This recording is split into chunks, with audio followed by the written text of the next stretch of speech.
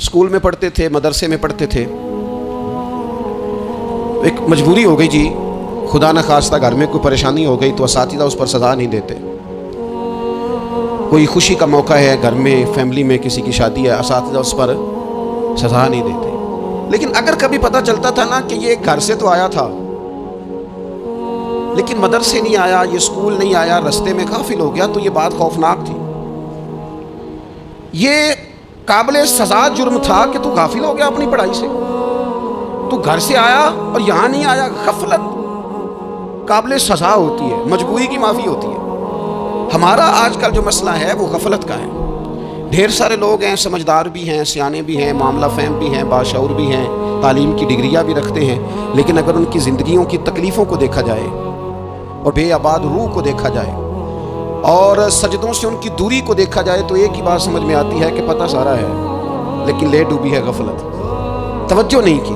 لائق بچہ بھی نالائق ترین زندگی گزارتا ہے، اس لیے کہ اس کے لائق ہونے کے ساتھ ساتھ اس کا توجہ کرنا بھی تو ضروری ہے نا.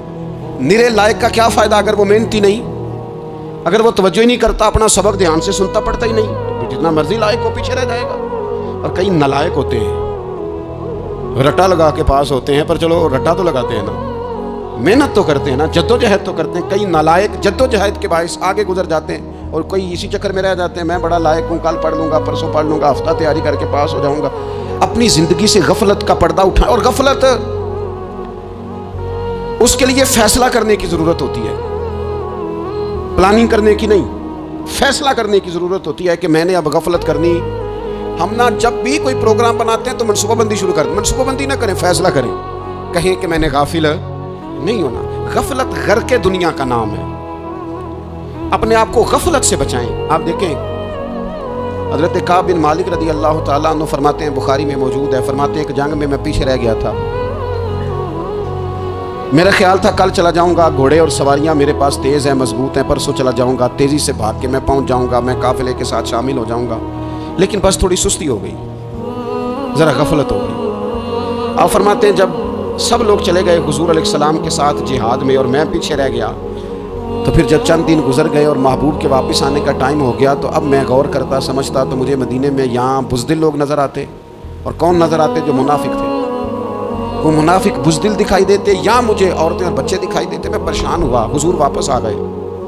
جنہوں نے بہانے کیے تھے نا منافقین نے، یہ مجبوری تھی اس لیے نہیں جہاد پہ گئے، یہ جنہوں نے بہانے کیے تھے انہیں مل گئی معافی. اور میں نے سچ بولا، میں نے کہا یا رسول اللہ میں غافل ہو گیا تھا. اب کہتے ہیں میں نے جب کہا نا حضور سستی ہو گئی تھی، ذرا غفلت ہو گئی، تو بندہ محبوب سے غافل ہو جائے، بندہ وہیں سے غافل ہو جائے. جو دم غافل سو دم کافر، سانو مرشد اے ہو پڑھایا. جب کہا نا حضور وہ غلطی ہو گئی، کوئی مجبوری نہیں تھی، تو فرماتے ہیں باقیوں کو معافی مل گئی. میرے ساتھ حضور ناراض ہو گئے. ایک دن نہیں، 2 دن نہیں، 50 دن حضور ناراض رہے. مدینے کی گلیوں نے مجھے پہچاننا چھوڑ دیا.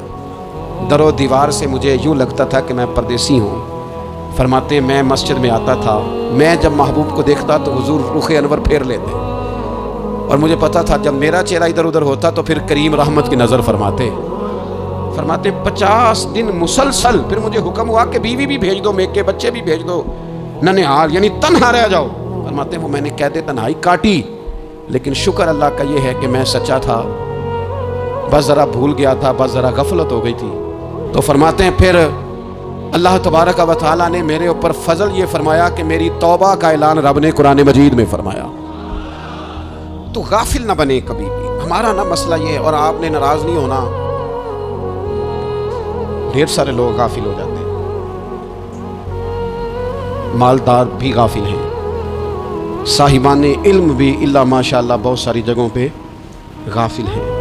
جن لوگوں کو 4 لوگ جاننے لگ جاتے ہیں، کوئی مقام حاصل ہو جاتا ہے، وہ بھی بہت ساری جگہوں سے غافل ہو جاتے ہیں الا ماشاءاللہ. غفلت بڑی تکلیف والا منظر ہے. جو لوگ سمجھتے ہیں نا میں اب گڈ بک میں آ گیا ہوں، اب میں اچھا ہو گیا ہوں، اب میرے لیے خیر کہا جاتا ہے، مجھے اچھائی شاید یہ مستقل میرے ساتھ رہے گی، تعریف ہی ہوگی ہمیشہ، وہ بھی غافل ہو جاتا ہے. اور یہ غفلت ٹھیک نہیں ہوتی. وجہ دیکھنی چاہیے کس وجہ سے انسان کو وقار مل رہا، عزت مل رہی. اپنی زندگی سے غفلت کو اتار پھینکیں. تھوڑی دیر کی تو غفلت ہوتی ہے، لمبی تو نہیں. 2 منٹ کے لیے صرف اس نے